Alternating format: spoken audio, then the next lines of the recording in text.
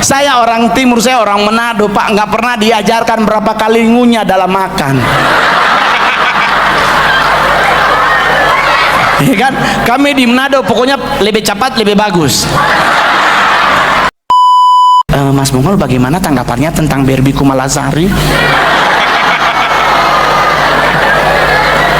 Mbak Barbie bukan saudara gue, lakinya juga gue juga bukan saudara gitu. Lakinya orang Sunda, gue orang Manado, saudara dari mana?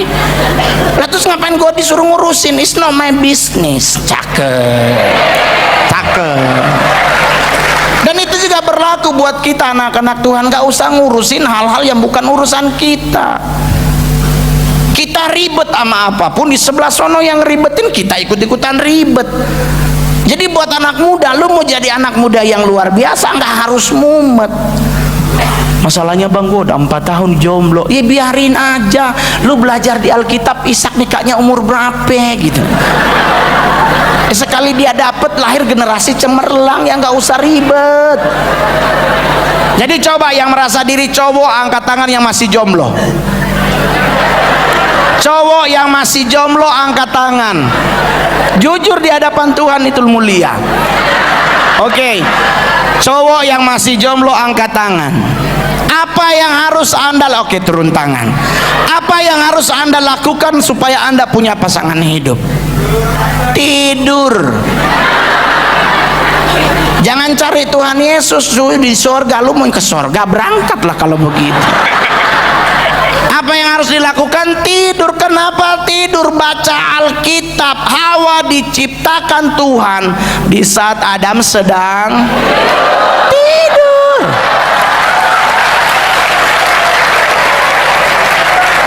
Jadi nggak usah ribet sama hidup. Nggak punya pacar, tidur aja. Tapi ingat baik-baik, fase tidurnya yang jam berapa. Lu kalau tidur dari siang itu pemalas namanya. Alkitab berkata siapa yang tidak bekerja jangan dikasih. Nah, berarti tidurnya mana? Malam coy.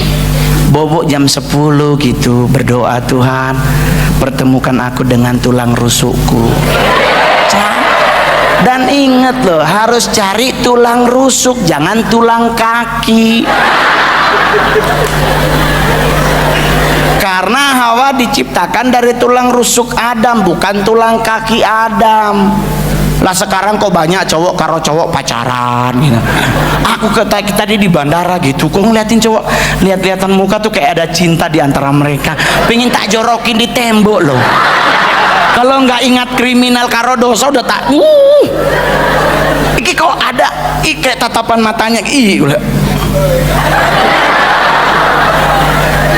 Bulan lalu saya nongkrong di Senayan City juga begitu, ada cowok suap-suapan.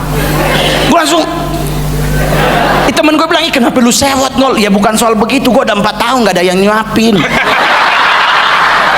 Gue juga lagi rindu-rindu suapan itu, cuman gak dapet sampai hari ini.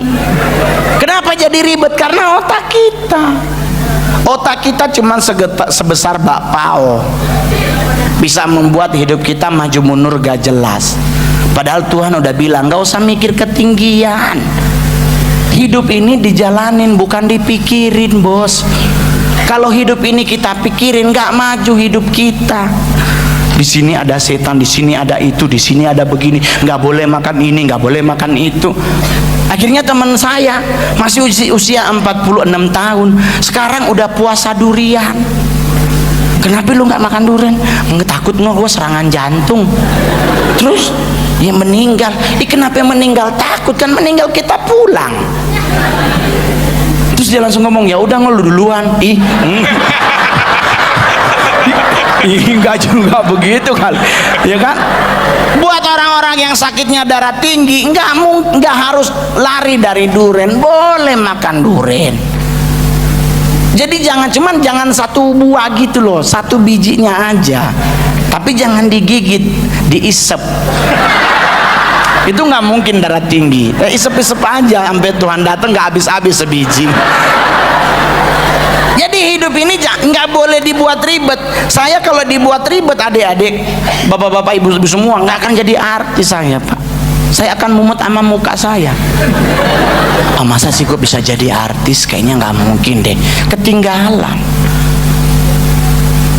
Sama dengan gadis bodoh dan gadis bijaksana di Alkitab, mumet pikirannya mereka. Ini kira-kira masih nyala nggak ya kalau itu tuan pengantinnya datang? Aduh, kayaknya mau mati deh. Aduh gimana nih? Mikir, tak tahu mempelai datang. Baru mereka berlima lari nyari minyak. Harusnya kalau otaknya waras ngapain lari? Kan 5 yang bijaksana lampunya masih hidup.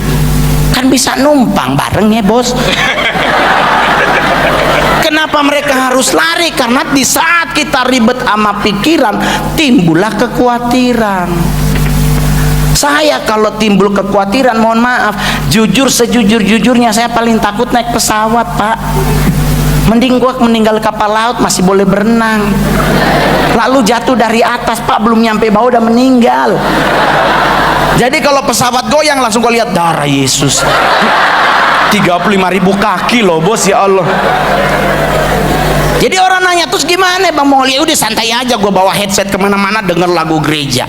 Gue paling doyan banget sekarang lagu judulnya Waymaker. Anak-anak muda boleh download. Itu lagu rohani paling keren tuh yang hari ini gue dengerin. Kemana aja judulnya Waymaker. Jadi hidup itu dibawa indah, dibawa santai. Jadi nggak usah dibuat ribet. Pak, saya main sinetron pertama itu judulnya Naik Enak Turun Ogah. Itu tayang di Antv bareng-bareng Om Indro. Satu episodenya ada Mongol. Dan saya jadi apa? Jadi kuntilanak, Pak. Anda kalau nggak percaya cari di Google, saya nangkring di pohon, Pak. Nggak ada dialog, cuman segitu doang, Pak. Kalau saya pikirin, Pak, saya pasti nggak mau ngambil tuh sinetron. Iya dong. Kok gue jadi kuntilanak ya? Yang bener aja dong, gila, gue stand up komedi termahal kok disuruh jadi kuntilanak. Kalau saya mikirnya begitu, yang nggak dapet sinetron. Yang saya pikirin adalah duitnya. Bukan karena saya mata duitan, enggak. Mata saya mah minus sama silinder. Sama juga di sinetron Ganteng-Ganteng Serigala, malah sama Aliando.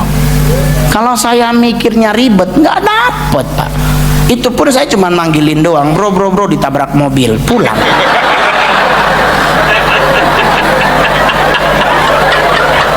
Nggak ada lanjutannya, kalau udah meninggal, Pak. Jadi saya cuman 10 menit lah di lokasi syuting, udah ya pulang dulu ya. Cuman segitu ngol, nggak apa-apa, yang penting transferan masuk. Yang paling banyak sinetronnya tuh Maijab pengen ke Mekah. Itu bareng Wow. Dia ngomong apa, gue cuman kan nggak nyampe waktu itu. Dan itu judulnya yang bikin kita enak, babi ngepet. Dan Anda tahu saya ngapain, Bapak Ibu? Tanpa dialog, cuman gendong babi. Pulang dari sini cari aja di YouTube episode babi ngepet, akan ketemu Bang Mongol gendong-gendong babi, babinya asli lagi.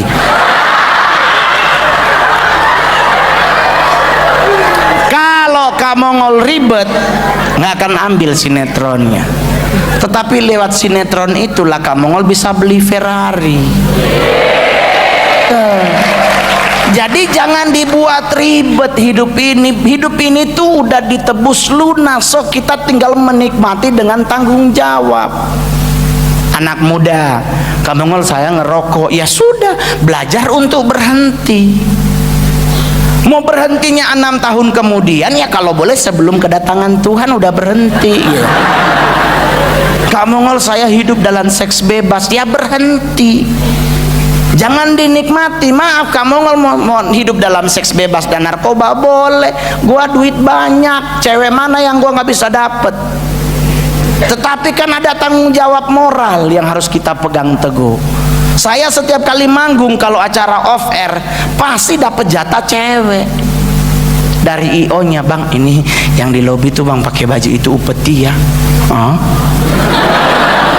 Yang mana? No Bang. Udah gua samperin ceweknya, Dek pulang aja. Hah? Bener Pak, bener, pulang aja. Bapak nggak marah? Enggak, pulang aja. IO-nya lihat, kok ceweknya disuruh pulang. IO-nya datang, oh Bang nggak suka cewek, cowok juga ada loh Bang.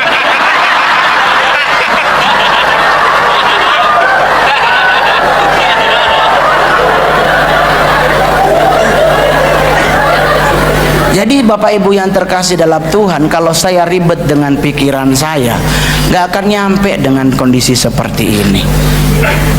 Saya kalau mau dipikirin ribet, saya nggak mau ngambil pelayanan Pak. Saya mending ambil off air TV atau off air. Saya stand up saat ini kalau keluar dari Jakarta ke Salatiga begini harus bayar 70 juta. Itu 15 menit doang. Sekarang udah 12 menit tuh. Tinggal 3 menit lagi gue harus thank you, gue mongol pulang.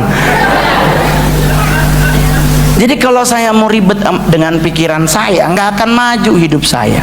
Dan saya berharap jemaat yang hadir hari ini juga nggak usah ribet. Otaknya jangan terlalu ribet. Otak kita tuh cuma segede bapak. Oh, Pak Mongol, aku tuh kesel sama pendeta di gereja ini. Orangnya tuh begini-begini. Loh, beliau lahir dari ayah dan ibu, nggak mungkin lahir dari batu. Yang namanya pendeta itu tidak ada yang sempurna. Kalau kita kiblatnya melihat beliau, hidup kita nggak maju. Bawaannya pindah gereja, pindah gereja, pindah gereja, pindah gereja, sampai kedatangan Tuhan kita nggak masuk surga. Kenapa? Karena kita nggak dewasa dalam rohani. Sedangkan kedewasaan rohani akan bertumbuh di mana engkau bergereja. Jadi jangan pindah. Kalau saya mau bilang, oh saya boleh bikin gereja Pak, budget cuma 1 M kok bisa buat gereja. Nah pertanyaannya terus, kalau jadi gereja gue mau jadi apa? Karena untuk memimpin sebuah gereja butuh tanggung jawab besar. Jadi kalau Anda bergereja di gereja Betani di sini, ada gembala sidang Anda, beliau juga manusia, jangan lupa juga Anda harus bantu doain beliau. Jangan cuma Anda yang minta didoain. Pak saya sakit. Nah, terus kalau pendetanya sakit, sopo yang doain? Lah jemaatnya dong. Pak aku begini. Ribet banget ini hidup. Saya kalau ribet hidup Pak, pingsan waktu diundang makan siang di istana. Coy, kita diundang Pak Gubernur aja udah cengengesan kayak gimana. Ini ditelepon Istana Negara, selamat siang Pak Mongol, selamat pagi Pak, mohon nanti jam 10 siang udah ada di Istana Negara. Gua ajak ribut orangnya, lu mau nipu lagi? Ya karena keseringan Anda mendapatkan 125 juta dari bukalapak.com. Lah gua nggak punya aplikasi. Saya nggak suka nih ditipu-tipu ya. Oh enggak Pak Mongol, nanti Pak Mongol silakan koordinasi dengan teman-teman yang lain. Gua telepon teman, bener emang lu dapat undangan? Iya Om. Terus ya udah ini gua lagi siap-siap. Saya ikut-ikutan siap-siap, rela nggak sarapan pagi Pak. Nggak sarapan karena orientasi mau makan siang di istana. Nyampe di sana, aduh kebanggaannya ya Allah. Aduh, biasanya masuk kos-kosan, masuk rumah saya, ini Istana Negara Pak. Aduh, ngelihat lukisan, keren.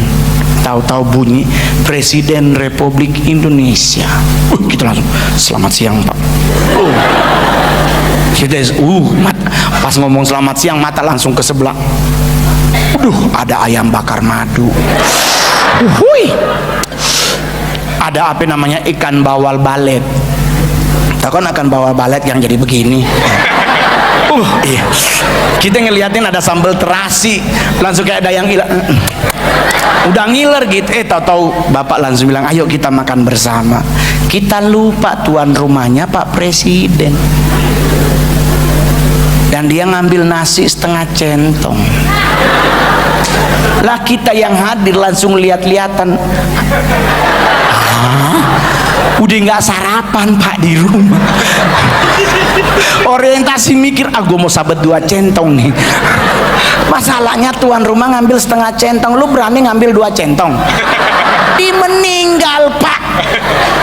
Itu sampai aduh Tuhan, aduh. Belakang nanya berapa ngol? Setengah centong.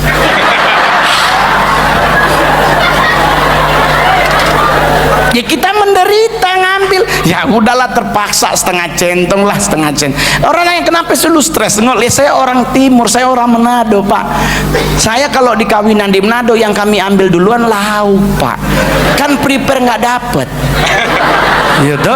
Kita sabet lauk baru tutup nasi. Ya kan? Lah ini nasi setengah centong, apanya yang bisa ditutup, Pak? Ini udah ada terpaksa. Ya udah ambil setengah. Udah kita ikut-ikutan ngambil setengah. Permasalahannya adalah apa yang diambil presiden itu juga yang diambil oleh kami. Bapak ambil nasi setengah, kita ambil setengah. Bapak ambil sup, kita ambil sup. Bapak ngambil bakwan, kita ambil bakwan. Pas dulu di meja makan ada pada depan. Ya Allah, sama semua, Pak. Sama semua. Aduh, itu paling menderita saya waktu mau makan, Pak, serius. Itu saya sampai setengah mau mati itu. Aduh Tuhan, saya orang timur, saya orang Manado, Pak, nggak pernah diajarkan berapa kali ngunyah dalam makan. Ya kan? Kami di Manado pokoknya lebih cepat lebih bagus. Aduh, di nyendok ya. 7 kali kunyah telan.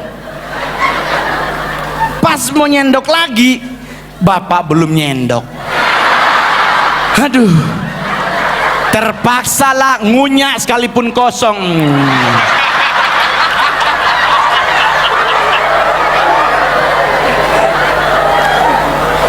Jadi kalau saya mau buat ribet otak saya, nggak akan nyampe, Bapak Ibu. Oleh sebab itu, yang hadir pada malam hari ini, nggak usah ribet sama pikiran kita. Hidup ini jalanin aja. Kenapa harus ribet? Ya tak? Karena ribet itu tidak mendatangkan sesuatu yang berguna buat kita. Yang ada muyeng, tahu-tahu meninggal. Buat anak muda mau pingin jadi anak muda yang gaul, ya silakan. Tapi hindari yang namanya dosa. Jangan seks bebas, jangan pakai narkoba, jangan melakukan tindakan kriminal, nyolong dan sebagainya. Jadilah anak gaul dengan cara yang elegan. Lu mau pakai celana robek-robek, yang penting jangan di daerah pantat. Gitu loh. Nek kalau sampean pantatmu mulus ya terserah. Tapi kalau ono burut ya jangan gitu. Ada Pulau Kalimantan, ya jangan. Pakein kalpanak sama daktarin dulu biar Pulau Kalimantannya hilang. Jadi sok Anda mau ke gereja dengan celana pendek, silakan, gak usah dibuat ribet. Jangan cuman Anda pakai celana pendek sandal terus Anda merasa tidak layak ke gereja. Masuk aja. Gereja Betan ini pasti terbuka untuk Anda. Jadi nggak usah, Pak. Kita kadang-kadang mau maju susah. Omongan orang jangan didengerin. Omongan orang yang tidak membangun jangan didengerin. Alkitab berkata, Amsal 20 ayat 19, janganlah pernah engkau bergaul dengan orang yang bocor mulut. Orang yang suka ngomongin kita, netizen yang PA. Mongol tuh anak Tuhan pakai anting loh. Hah? Ketahuan gereja ditegur. Saya main film jadi bencong di sidang loh, Pak. Jadi kadang-kadang jadi ribet. Kenapa kitanya yang jadi ribet? Padahal nggak harus ribet. Kita udah ditebus lunas. So nikmatin aja hidup. Mau lewat kuburan, kalau mau dehemnya sok, tapi bedain kalimatnya. Jangan permisi gitu. Persiapkan jalan bagiku. Beduh. Lu akan lihat no suster ngesot gelar karpet merah no. Lah kenapa kita harus mumet? Kan kita anak raja di atas segala raja. Amin. Lu kenapa kita harus muyang? Biarin aja suster ngesot ngerjain tugasnya. Mongole. Jadi nggak usah mumet gitu loh. Jadi kamu nggak usah mikir. Ya nggak juga, Pak, mikir boleh. Yang orang nggak mikir itu takutnya cenderung RSJ baru sembuh, atau jangan-jangan pasien baru masuk. Mikir boleh. Mau mikir itu logik. Itulah beda kita dengan manusia. Manusia dengan binatang. Binatang aja mikir kok, makan pakai doa lagi. Gue pernah dengar katanya harimau berdoa makan orang. Orangnya berdoa, Tuhan tolong luputkan hamba. Harimaunya berdoa, terima kasih buat berkat-Mu. Tinggal doa siapa yang paling dengar dijawab Tuhan. Jadi hidup ini bawa santai aja, nggak usah dibuat ribet. Saya sampai hari ini kalau dibuat ribet nggak maju hidup saya, Pak. Saya seorang duda, serba salah hidup, Pak. Dilematis saya sebagai seorang duda, diperhadapkan ada boleh kawin atau tidak. Di mana saya bergereja, disitulah saya tempat tanya, Pak Gem, saya boleh kawin nggak? Hah? Kan Mongol udah kawin. Iya Pak, tapi udah cerai. Ya gak boleh Ngol, karena pernikahan hanya sekali seumur hidup. Jadi ya harus dalam Alkitab cerai mati lah, ya boleh kawin lagi. Hah? Masalahnya dia masih hidup. Ya udah, Mongol belum boleh mati, belum boleh kawin. Serius Pak? Iya. Jadi kalau mau kawin lagi gimana? Ya tunggu mantan istrimu meninggal, Mongol. Ya saya doa tiap pagi, Tuhan cabut nyawanya.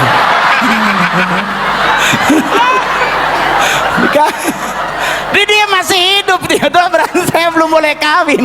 Kayak nggak mau ribet, ya gua doain Tuhan cabut nyawanya.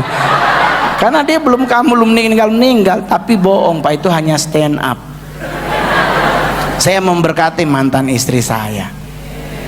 Sekarang beliau udah berpindah agama, ya biarin. Dia udah nikah lagi, berarti saya boleh nikah? Boleh. Udah dapet orang Sunda, gelis banget, cantik banget. 3 bulan udah bayar semuanya, tinggal make up kalau nggak salah. Saya masih ingat banget, masih ada satu yang belum lunas. 3 bulan sebelum pernikahan kita udah mulai ribut. Udah mulai ribut tuh gara-gara calon istri minta perjanjian pranikah. Saya bilang, hah? Kenapa nggak dari awal? Ya kan aku baru inget, emang minta berapa dari penghasilan saya gitu, dari penghasilan AA. Ya Neng sih nggak minta gede, Neng minta cuma 30% doang dari penghasilan AA buat Neng. Langsung gua putusin. Dia orang nanya kenapa diputusin Ngol? Di Tuhan aja 10%, dia 30. Ikan ya lu mau minta boleh lah 7% lah, cincai lah. Ini lu minta 30. Jadi gua nanya lo sama ceweknya, emang mamanya keluargaan sama Bunda Maria? Kok dia minta 30? Ya udah, jomblo aja. Sekarang nikmatin ngurusin anak. Karena anak saya cewek, maaf Bapak Ibu. Anak paling enak tuh anak cowok. 3 bulan sekali lu beli sepatu, dia santai. Anak cewek, aduh haleluya. Tuhan Yesus tolong. Anak cewek nggak boleh lihat bando, jepitan rambut, kaos kaki ceri, nunjuk kerjaannya. Dari situ saya belajar perempuan paling menakutkan dari dirinya adalah bukan mulutnya, telunjuknya. Lu enak di Salatiga cuman ada Robinson. Kalau gua hidup di Jakarta Pak, aduh, pindah agama 7 kali Pak. Anak saya kan, saya gereja di Glow. Anak pulang gereja, Glow itu ada di daerah Tamrin, dan depannya itu cuman ada 2 mall, namanya Grand Indonesia dan Plaza Indonesia. Nggak ada matahari di situ Pak. Nggak ada Noti, nggak ada apa strawberry jual-jual jepitan, nggak ada. Adanya butik. Dan kita lewat di tempat baju anak, dia ngeliatin, ih jepitan rambutnya cakep tahu, beliin dong buat Cece gitu. Gua lihat harganya, darah Yesus Tuhan, jepitan rambut sampai 200 ribuan Pak. Bunyi emak di belakang anak, cuman 1. Jadi gue curiga mama Mongol ini kayaknya provokator gitu. Diprovokatorin anak ngomong apa, selalu dia di belakang anak, cuman 1. Ya udah, Mongol bilang sama anak, ya udah ambil aja 3 ya Ce. Anak bunyi, hah? 3 doang Pi? Coba dong inget-inget, kan sebulan 30 hari. Ya ampun Tuhan Yesus. Mongol spontan waktu itu ngomong sama mama, nih anak begini 1 kali tasnya masuk panti asuhan Pak dia. Dibayangin jepitan rambut sampai 5 juta Pak, cuman buat jepitan rambut, dan Seninnya dia ke sekolah, jepitan rambut dibawa ke sekolah. Kira-kira kenapa dibawa sih Ce? Papi nggak denger khotbah Papi Gilbert deh. Kan kata Papi Gilbert kita tuh harus punya kasih. Oh ya Allah, Ya ampun Tuhan Yesus, di otaknya dia tuh punya kasih tuh ngasih-ngasih gitu. Aduh haleluya. Nah kita mau marah juga percuma, ada emak provokator. Jadi kadang-kadang kalau saya mau ikut-ikutin gaya hidup saya, aduh ribet Pak, tapi saya menyantai. Kemarin dapat tiket nih, saya mau ke Israel, jadi dapat bonus 4 tiket gratis ke Israel, bisnis kelas. Gue langsung senyumnya, langsung pucatnya hilang, langsung merekah, merah-merah merekah gitu kan. Bisnis coy gitu kan. Kan kalau ekonomi duduknya kayak duduk di motor Scoopy, mau ngengkang susah, terpaksa begini. Sampai di Israel duduk begini Pak. Nah ini bisnis kelas. Mongol langsung bilang ke mami nih, napa kita dapat berkat dari Tuhan? Kenapa sayang, kenapa? Aduh napa orang ada dapat tiket bisnis ke Israel, mari jo siap-siap berangkat. Torang ampah, mami, kita, Cece, mbak. Di mama Mongol bukannya tepuk tangan seneng, dia nanya sama Mongol, lah ke Israel mau ketemu dengan siapa? Gua langsung, saya jujur loh, Mongol langsung, iya bener juga ya. Kita ke Israel mau ketemu siapa? Ayo, bapak ibu yang pernah ke Israel ketemu sama cucunya Petrus nggak di sana? Di kita ke Israel mau ketemu siapa gitu? Kan Tuhan Yesus sudah di surga. Bunda Maria, Magdalena, Elizabeth, Zakaria udah mati ya. Yohanes, Petrus, Zebedeus, Matius, Lukas udah mati. Yudas juga udah mati. Herodes, Pilatus, Imam Kayafas semua udah mati. Sakeus sudah mati. Paulus, Timotius, Epodius mati semua. Lah kita ke sana mau ketemu siapa? Gue langsung bilang, bener di dia nih. Gue langsung bilang, kenapa kita ngotot-ngotot ke Israel ya gitu. Terus mami bunyi begini, nggak tahu sayang, ke Israel itu dorang cuman bikin bodoh. Maksudnya ngerjain katanya. Kenapa begitu Mi? Dorang cuman suruh makan tuh ikan Petrus kata. 1 ekor DP harga sampai 400.000. So ngana pulang Manado. Kasih doy 400 kau nabli mujair 2 loyang itu. Jadi Mongol mikir, bener di emak ye. Iya kan bener juga. Jadi dia langsung bilang, sudah jo nyosa ke Israel jo torang. Nanti jo sekalian ke surga biar baku dapat di sana. Saya langsung bilang, bener ya udah ngapain kita ke Israel. Jadi dia langsung bunyi lemengan tukar jo tuh tiket kong kasih mami ke Manado. Banyak saudara di Manado. Bener. Gua ganti tiketnya dari 4 itu Mongol jual waktu itu 1 tiket dapatnya 42 juta. Plus kali 4. Bodoh Mongol langsung beliin mami tiket Jakarta Manado Jakarta. Garuda bisnis kelas. Mami kita bilang, Mi mau pulang Manado Jodang, kenapa tuh tiket so ada bisnis Garuda? Serius sayang?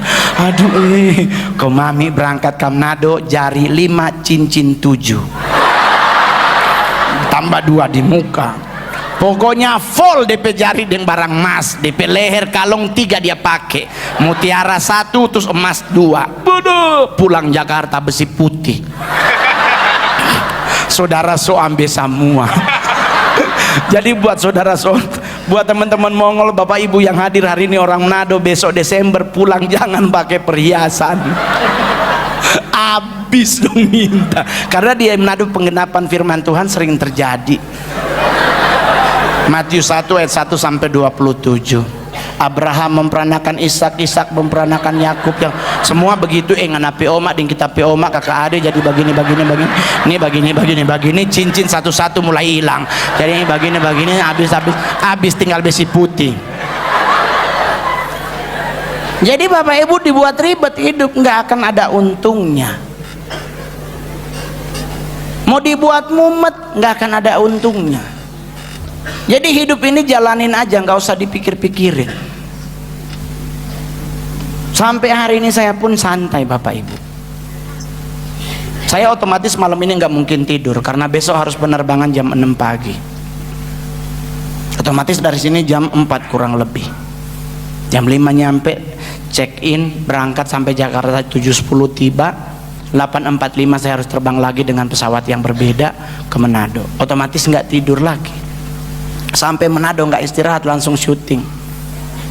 Jadi kalau saya hidupnya mikir, nggak maju hidup saya. Jadi orang nanya ke Mongol, jadi kita nggak boleh mikir, Ngol? Boleh. Apa yang harus kita pikirkan? Itu yang menentukan keberhasilan hidup kita.